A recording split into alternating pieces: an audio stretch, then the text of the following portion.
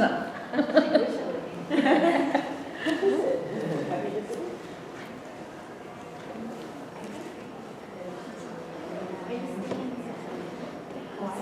Friendly island. Been a long time since I was yeah, when I was really little, so I don't actually have that.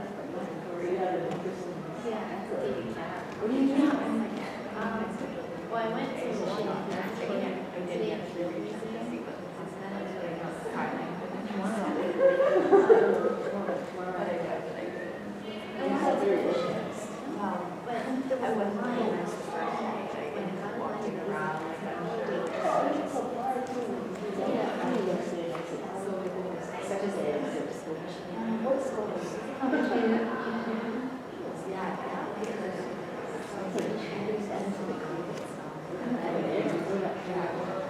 O nauna I ka hala me ka lehua, he halele hua no ia, no naka no e.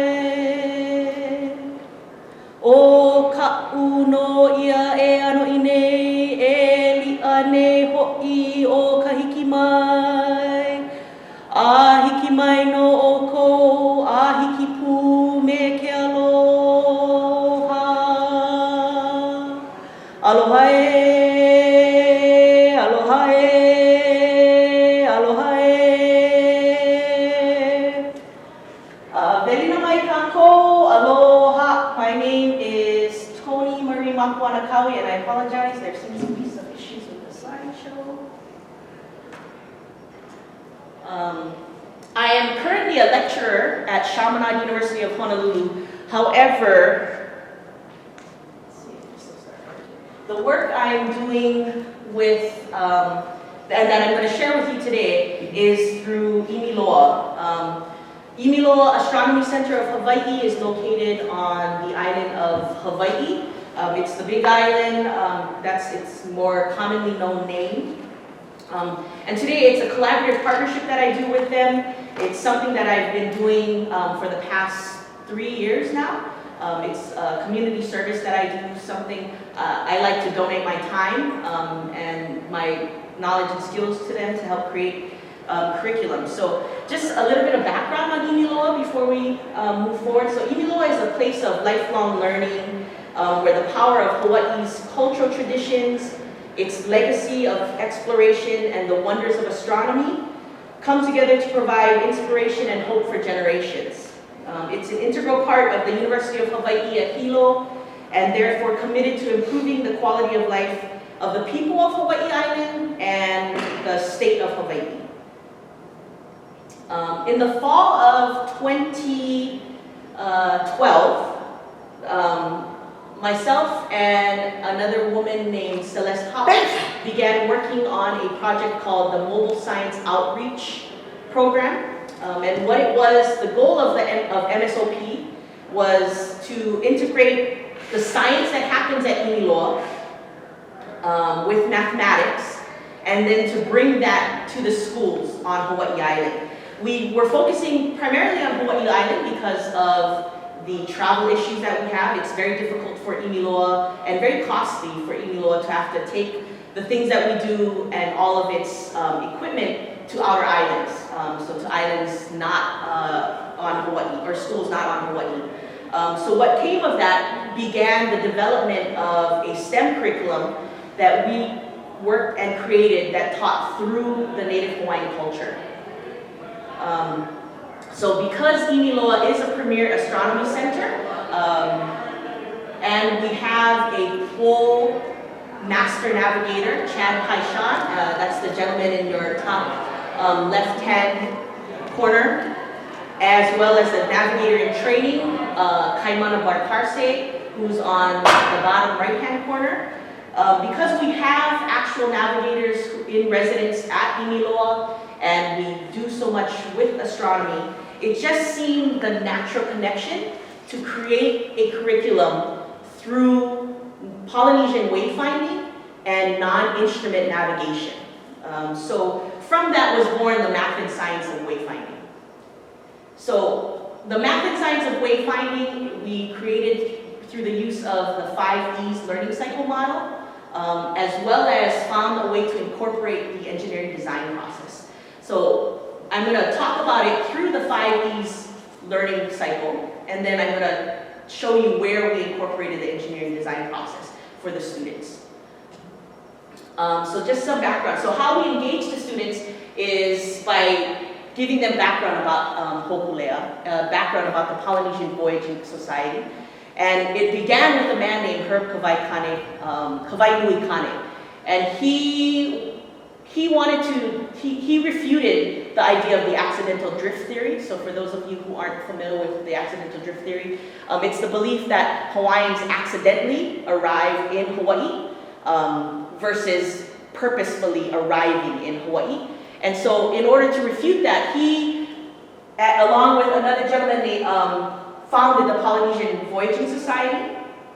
And they actually built a double-hulled voyaging canoe, and in 1976 had its inaugural voyage to Tahiti. And they did all of that with no navigation, non-instrument navigation. So we engaged the students by giving them some background, and then we talked to them a little bit about how we are going to incorporate now the Malama Honua voyage, which is the Hokulea's voyage around the world. So Hokulea, along with its sister canoe Hikianalia, in 2013 set out for a 4-year voyage around the world, and it turned out to be an excellent project for us to focus on when creating the curriculum. Primarily because being part of Imiloa and having the connections with navigators, we have the resource to be able to speak to navigators while they're actually traveling, talk to canoe members while they're actually traveling, and create that link and that network for the students and the teachers who eventually will start implementing this curriculum. So this is a map, and if you want additional information on it, the address is simplehokulea.com, as well as I've embedded that information into the slide presentation for you. So after that introduction, we talked to them a little bit about non-instrument navigation. We talk about the navigators themselves, the work that they do with trying to navigate without any instruments, using primarily celestial bodies and other natural resources. And so from that, my partner Celeste created a game called the Ways of Wayfinding. And it's an actual game that students participate in where they are split into teams and they become waves, they become flight patterns of birds, they become the sun, they become the moon, and they become the stars. So in this game, the different teams are actually enacting the movements of all of those items that I showed you, all of those pieces of nature. And they're 2 leaders of the team who their goal of the game is to try and determine the patterns that they see.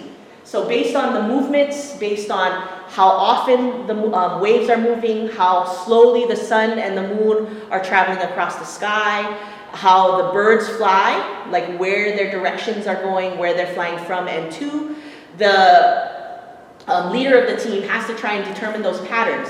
And that's what really helps lead us into the explore part.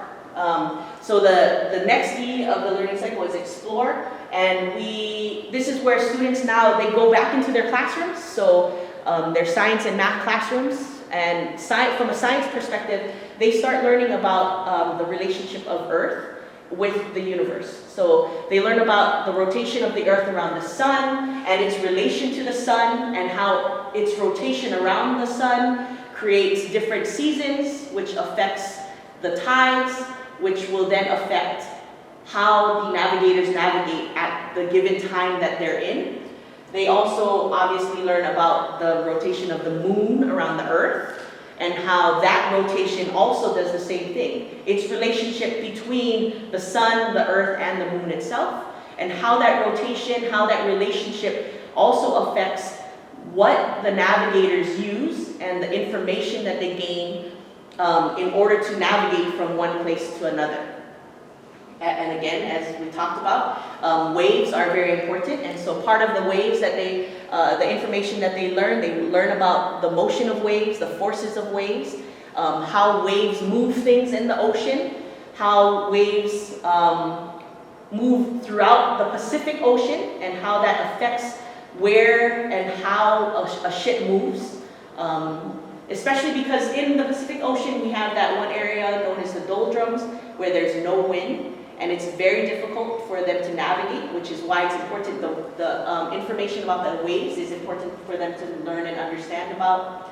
Again, so how waves grow, how waves are generated, and what waves do in order to help move the navigators. And the information that navigators have to take in from waves in order to be able to tell the actual steersman where to go, what to do, sails up, sails down, if they need to actually get out and paddle.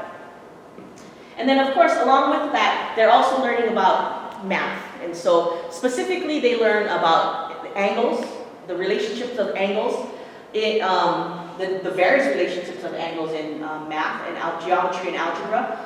They learn about transversals, and they learn about right triangles and trigonometry, circle trigonometry, and then they learn about the sine waves and cosine waves. And of course, they learn all this having just been introduced to navigation. But while they're learning this, they're still not sure what the connection is. But that becomes the next part. It's their job, the student's job, after gaining all of that information and knowledge, to be able to make that connection. And so they're the ones who are trying to do the explanation. So in the explanation piece, so the students begin learning about other cultural pieces that are a very important part of navigation. So this here you see is the Hawaiian star compass. You'll notice it has cardinal points, but very different types of markings than a traditional compass. But this is the compass that the navigators use. The students are introduced to this, and then based on this introduction, they're also learning about how that star compass is aligned with the canoe. So it's a little bit difficult to see here. I have a little bit better picture, but the canoe is here, and this is actually the way the star compass works. And based on this new learning, students are now having to apply what they've learned in math to be able to figure out if this is all a navigator sees, how are they supposed to determine which direction they're heading? How are they supposed to know which star house is rising in front of them, setting behind them, rising to their right or left? And when I say the star compass, these green and red dots, those are actual markings on the Hokulea and Hikianalia. And the students have to be able to transfer the knowledge that they just learned and that they've been introduced to be able to figure out this without this tool. So as you can see, a lot of it has to do with a lot of the geometry pieces, right? And that helps with the navigators to be able to direct them in the direction that they need to go. And then a lot of the science, so that all of this incorporates a lot of the math and science. Calculation-wise, it's definitely the math pieces. Science-wise, it's all about where the celestial bodies are rising and setting in relation to the canoe and the direction that the canoe is going. And which are important things that they need to know if they plan on arriving at the destination that they hope to arrive at. So it really is them learning about how it's very purposeful traveling. It's not, I'm gonna just put my canoe in the water and pray I hit land somewhere. They're purposefully traveling somewhere because they know, based on the signs that they have, based on all of the things, the data that they're collecting from nature, from the stars, from the celestial bodies, that they know they're headed in the correct direction. So that has, and then a lot more has to do with their learning about how to travel based on whether it's upwind and downwind, and all of the things that can and cannot happen with regards to traveling. So one of the things that they learn about is if you're traveling upwind, a canoe cannot sail in the direction with all of these degrees. So how do you calculate that? How do you have to take into account the tides, how do you have to take into account the motion of the waves to be able to adjust your sailing, to be able to still move in the direction you're going. So if you want to go west, I'm forward, but there's an upwind coming, how do you move the canoe? How do you use the sails to get your canoe to go in the direction you want to go, even though you're prevented from doing that based on wind? So these are all things that the students are working towards explaining now on their own, based on all of the information that they've learned, based on their new knowledge and the new skills that they've developed, how they're able to explain all of this type of information and movement with regards to navigation and wayfinding. Then we talk a little bit about, so the students also have to explain how the celestial bodies move in relation to the canoe and what time of year it is, and how the time of year plays a huge role in determining which stars they're going to be looking at, where exactly the sun and the moon will be rising and setting in the sky, and their location on the earth itself. How that makes a difference in the choices that they make while wayfinding. So here, just a little bit more. We talk about them with regards to the tilt of the earth and how that plays an important part in the travel as well. So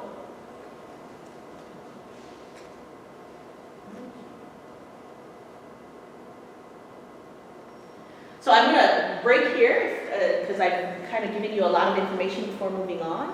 If there's any questions, just to check if there's any questions before I move forward. So just to be sure I understand, this vessel is still moving around the planet? Yes. And they're virtually following it? Yes. And they're trying to determine where they are based on... No, not necessarily. It's not necessarily a determination of where they are, because that information is readily available online. Okay. It's more about learning the ways of navigating, so how to use navigation without instruments, and all of the information and data that's required to be able to be a navigator, and how to use that information to help you get from point A to point B. And again, the crew doesn't have any tools? No. There's no, it's all non-instrument navigation. So no sextant, no GPS. Telescope, no GPS, none of that. They do have electricity, but the electricity is mainly for being able to communicate to the students, because that's one of the biggest goals of Malama Honua, is to be able to educate people and to have that interaction and communication with the students around the globe. Could you remind me the age of the students? So this is for middle school, so 6th, 7th, and 8th. I have a question. Sure. So when you're doing the math with them, like trade, Yes. and all that, We don't go into great detail, but we do introduce it to them because they're going to see it at some point, right? And that's our goal, right? Our goal is to help students to excel more in what they're doing in math, right? To take math beyond Algebra 2. And so that's why when we introduce it here and we show them the relevance of that math and how it's important in being able to do a cultural tradition, a cultural practice, we hope to engage them more so that they keep that, they retain that feeling of how it really meant something to them, so that they will be willing to say, oh, I remember doing that when I was in middle school. We didn't learn a lot about it, but they'll be more engaged with being able to learn it at that later level. Especially because it's not often, right? And that's one of our goals too, is to be able to promote cultural-based learning, right? And so, although students may see it at one point in their life, they may not see it again, but for us to be able to introduce it at any point in their life so that they can see that relevance and have that desire and motivation to continue that learning, regardless of whether their teacher is someone who's willing to teach through culture or not. Any other questions before I move forward? So this is a camp, or when? No, this is, and I was going to talk a little bit about that at the end, but since you bring it up, I'll talk about it now. What we do is, our goal is to teach teachers and to have the teachers then take it into their classroom. So we will help to educate them on this specific curriculum.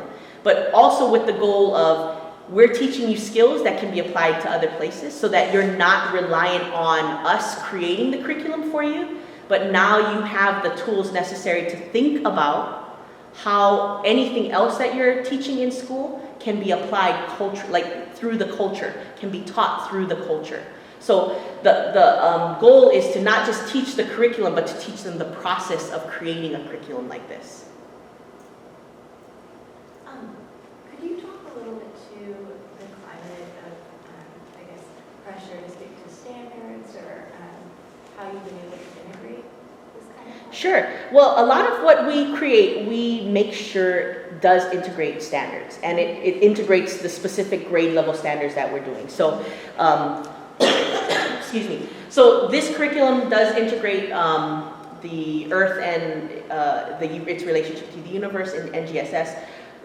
It integrates a lot of their engineering piece of NGSS, and it also integrates earth science of NGSS.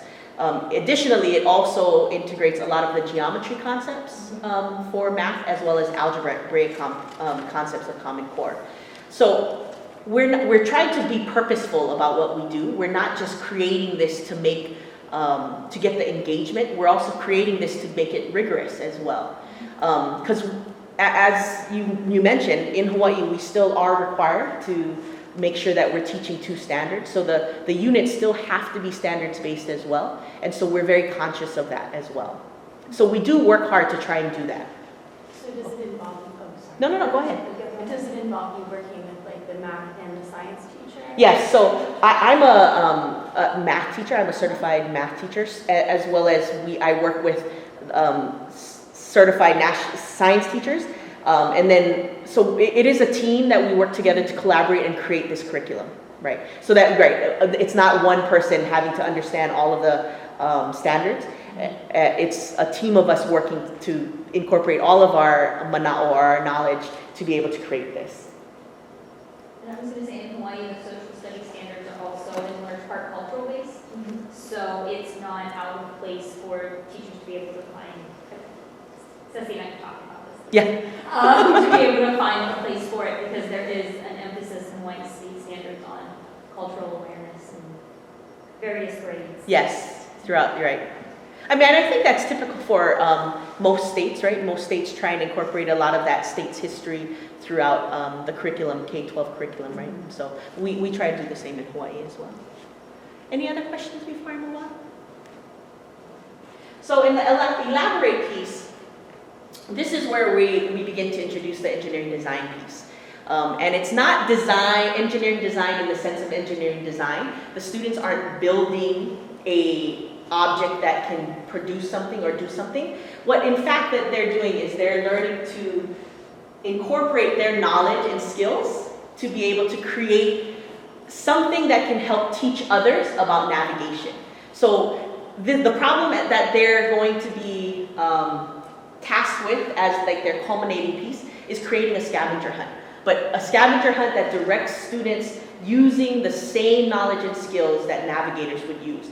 And it's a way to be able to introduce the younger students in their community. So if the school that we're at doesn't happen to have an elementary school, then whatever elementary school is in their community, for them to be able to come learn about it through a fun way of a scavenger hunt.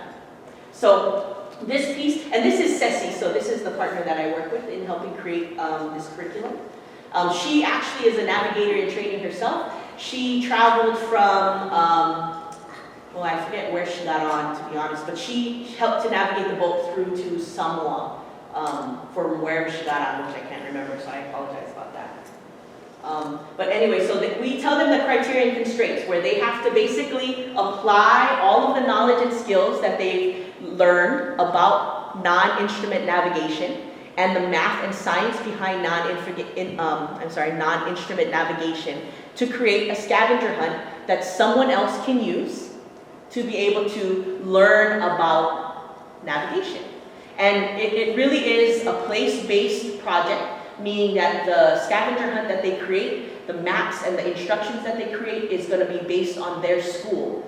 So it's the opportunity for students to be able to create their own Hawaiian Star Compass based on their school And so they'd be creating it based on the objects, the artifacts, the plant life, everything that's around their school to be able to find those solutions. So they would brainstorm possible solutions together. So by going to their school, walking outside, looking at the area that they actually attend school in, whether they're landmarks, whether they're significant blooms of plant life, whether they're significant buildings, and they're going to use that information to be able to create their own star compass, where they will indicate what landmarks are. They're going to talk about the wind that comes through. They're going to make observations about what time those winds come through, how the sun moves at that particular time of the day. All of that information will be gathered and collected to help them use that for their younger students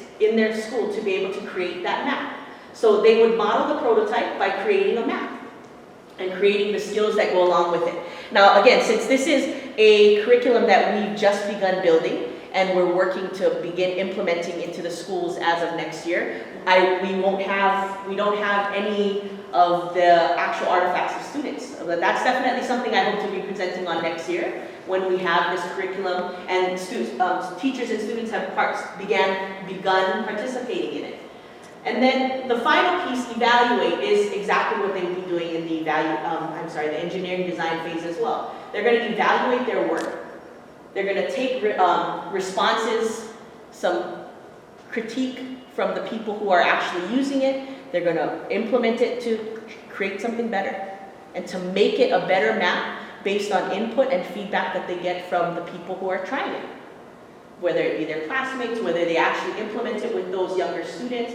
It's all going to come together to be able to help them do a reiterative design on their map and their clues to make it clearer and better understood. And so the last piece that we add, and this is, in my opinion, a 6E, which I like to call extend. So it's my idea of how students will be able to take their learning and extend it beyond to be able to show more in depth about what it is that they're learning and to be able to apply it again. So it's a matter of being able to come to Imiloa and talk about it more, make presentations if that's necessary, to be willing to share their manao or their thinking about what they learned, how they learned it, and what that's involved with. Maybe even come to Imiloa and create scavenger hunts for visitors at Imiloa to be able to participate in while they're there. It's just some way for them to be able to get more out into the community to demonstrate their understanding of all of the standards that they've achieved, all of the knowledge that they've learned, and the skills that for them to be able to hone their skills. So that is what we're doing. That's the actual product piece that Celeste and I have been working on to take to the schools. The last part I wanted to just speak a little bit to had a lot to do with your question about the process. And it really is about trying to help teachers understand that it is possible to teach anything through culture. But the key has to be that they have to have that pedagogical content knowledge in place and really be solid with that and have a strong understanding with that in order to be able to do that. Without the background, because that's the first piece of the process. You have to know your content. And you have to know your content well enough to be able to understand, well, based on what we're doing here, I can see how something like this culturally would fit in. So as an example, something that before I actually moved onto higher education, something that I used to do in the classrooms, and I actually did it last year when I was with Virginia Tech, was hydroponics and being able to relate hydroponics to algebra. But in the process, they're learning much more than just algebra. I mean, we're able to relate linear equations and functions to hydroponics and aquaponics, but we're also talking about science behind the plants that we grow, behind the soil that the plants grow in, behind the growing thing, because I can't remember what those names are, but the growing pods, the grow pods that are used as minerals to help grow those. We talk about water quality. They talk about the fish that has to survive and thrive in there. And all of that becomes a math, science lesson as well as engineering lesson, but I wouldn't have been able to create that if I didn't have a solid foundation in my content knowledge. To know that all of these things, the movement of water, the growth of plants, the growth of fish, all relates back to linear equations and to functions, and that they can be graphed, that data can be graphed and can be used to make predictions about how long it would take for a grow period, how long it would take before I'm able to eat the fish that I'm growing. And also, which is why that we try to stress that if you're lacking in your content knowledge, then the first piece that you would need to do is to strengthen that content knowledge. So that's another part of the professional development. You need to think about what it is that you need to learn to be able to create these on your own. Because the one thing that we try to talk about a lot and really impart on them is the fact that you can't always just take curriculum that's given to you. Because no matter what, that curriculum will in no way fit 100% of your classroom and the students in your classroom. So regardless of what curriculum you're actually taking and using, you have to modify it no matter what. But how much better would it be if, as teachers, they individually had the strength to be able to create their own curriculum based on their students and based on the knowledge that they have of their students, culturally as well as academically. So from both perspectives, to be able to create the curriculum that they need when they need it. You know, it's significant, really significant primarily for the elementary school grades, because those teachers are with those students 24/7. Not exactly, but I think you guys all know what I mean. 24/7, and they have to teach all subjects. Right? When it comes to secondary education, so from middle school and high school, it's still very important because you can still adapt your learning for the majority of the students in your school. It's really trying to help teach these teachers that, especially if in Hawaii most specifically, also with this young lady who works with Native American tribes, the majority of the students in your classroom are not European middle-class learners. You know, they're very ethnically diverse and they require a different style of learning. They require a different type of teaching for them in order for them to be able to relate to the information and then be able to take that and learn the information from that. So it really is about teaching them to teach through culture, not with culture. So the difference, the way I differentiate that is, it's not about teaching a topic and then talking about culture. It's not about talking about a culture and teaching a topic at the same time, but it's really about teaching the content using the culture as the context around that. But like I said, again, you can't get that without having a strong content knowledge.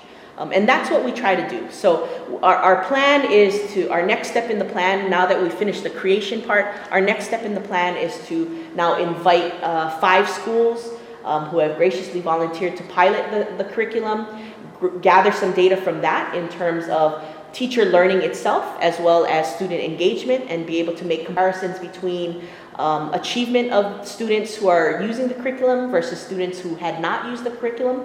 So using past achievement scores and data. And then from there be able to hone the curriculum that we've created, as well as begin working on new curriculum, and then introducing the topic to more schools within Hawaii. And again, specifically Hawaii Island, since Imiloa is located on the island of Hawaii. Which 5 schools are you looking at? That I'm not sure about. I know, I'm pretty positive that 2 of them are Kanu as well as Navahi.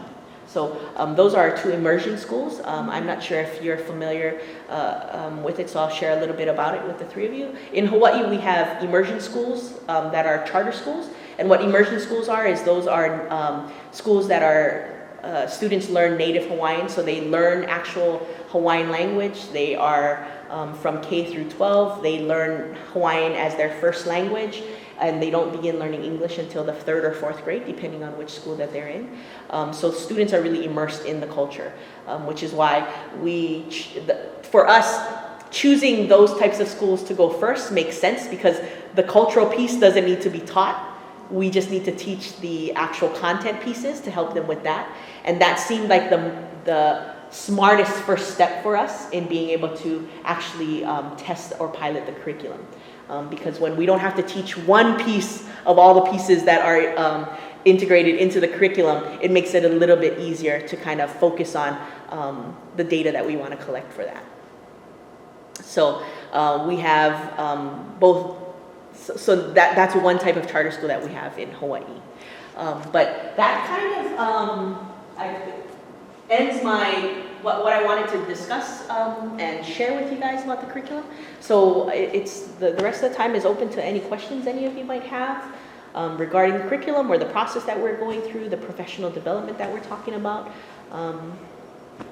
Is the professional development available online? It is not currently, and it's not actually something that we've talked about. I guess I would say that's definitely one of those things where I'm passionate about, doing the professional development piece, and that's something that I'd like to be doing myself, if I can. So I definitely, I have cards here that I'll share with all of you, but I can definitely talk with you about that because that's something that just myself personally I've been looking into, because my whole goal is I want to work with teachers because by working with teachers and helping teachers improve their craft, we'll reach a lot more students that way versus continuing to create curriculum that reaches students. If I can touch more teachers. We're trying to work with Native teachers and educators. Which is perfect, right? And because, so the nice thing that I like about the process that I myself use, as well as other teachers I know of use with regards to creating a cultural curriculum, so a curriculum that teaches through culture, is that it is very applicable to almost every culture, because the process is very standard, and it's just a matter of you including the type of culture that is relevant to your students and the culture that they believe in and that surrounds how they grew up. So another first step is definitely making sure that you have those cultural practitioners already invested into what you're trying to do, so that they're willing to share the knowledge with you. Right. First off, this is just one of the coolest, I would be purpose-driven math and science integration projects I've ever seen. Thank you. Really appreciate it. So neat. Do you have any, thoughts or guidance in terms of choosing a cultural focal point? Because I feel like this is such a cool way to integrate that math and science, but how important do you feel like it was that those ships are currently sailing right now, that it's not just cultural history, that it's happening right in the present and they can communicate with the people? Do you just have any? Well, I think we were just blessed that it just happened to be going on now. Mm-hmm. But even if it weren't going on, it's definitely still something that you can choose to do. I've created curriculum and helped people implement it with regards to just plants that are important, native Hawaiian plants that are endemic to Hawaii, and using the plants as the curriculum piece, the culture that we teach through. I've done it using Hawaiian architecture. So it doesn't matter what you start with. What really matters is the students that you're working with. So really choosing something that's relevant to them. And it doesn't, a lot of people come to me or who come to me and ask me questions and I begin email conversations with them.